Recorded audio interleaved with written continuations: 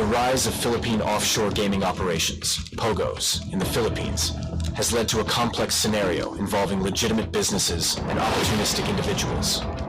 The industry's rapid expansion has outpaced the government's regulatory capabilities, creating a regulatory void exploited by illicit operators. Likewise, loopholes in Pogo employee background checks have allowed individuals with questionable backgrounds to enter the industry, damaging its reputation. Pogos have become a significant driver of transnational crime in the nation, disrupting peace due to various criminal activities linked to them. These offenses range from romance and investment scams, trafficking, and illegal online gambling to kidnapping, tax evasion, money laundering, drug trafficking, murder,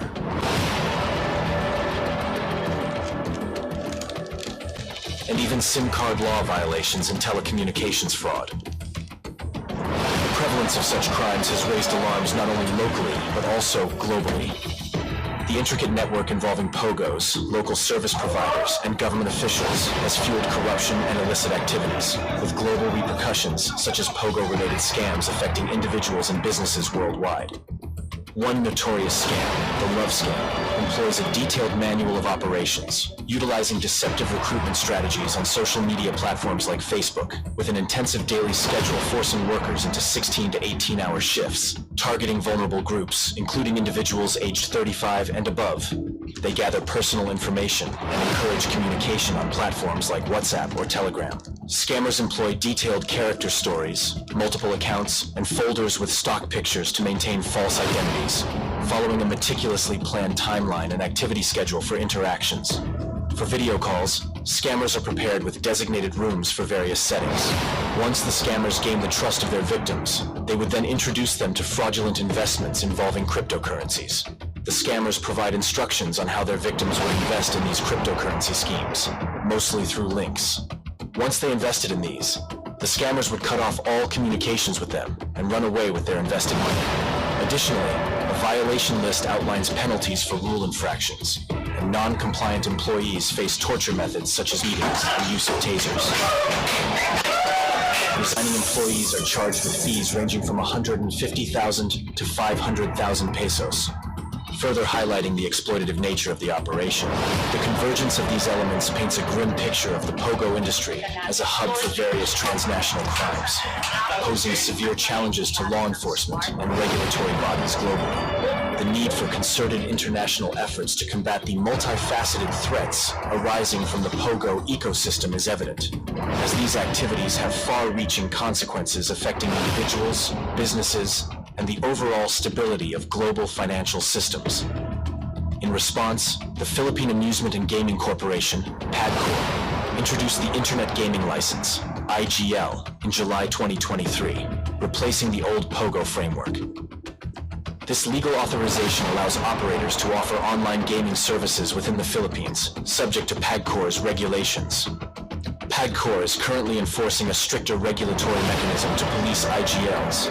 However, this transition did not change the fact that there are at least 402 unlicensed Pogos, support providers, local gaming agents, and special class of BPOs left unchecked in the whole country, and without knowledge of its current status quo.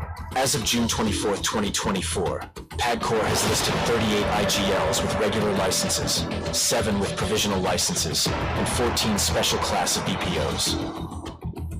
This transition has also led to the displacement of foreign workers who are now walking in the streets without proper immigration documents.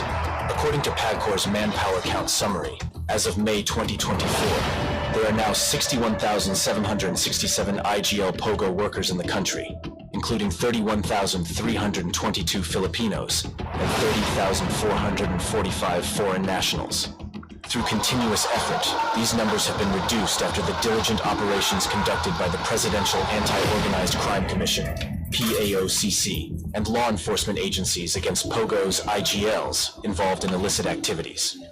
To address these issues, the Anti-Rogue Pogo Plan proposes a united front among government agencies, emphasizing collaborative efforts, comprehensive intelligence gathering, standard operating procedures, cybersecurity measures, and a centralized intelligence unit. The cost analysis for raiding a rogue Pogo is outlined, totaling 35 million pesos for 4 months per site. The emergence of rogue Pogos has prompted the need for a united front among national government agencies and local government units aiming to enforce the rule of law and address national security concerns. Collaborative actions and the need to establish a unified approach against erring IGL's Pogos are crucial for addressing social issues, combating illegal activities, regulating foreign workers, and ensuring adherence to legal frameworks. This unified approach is seen as a critical contributor to the nation's integrity, security, and economic stability, safeguarding the country's interests.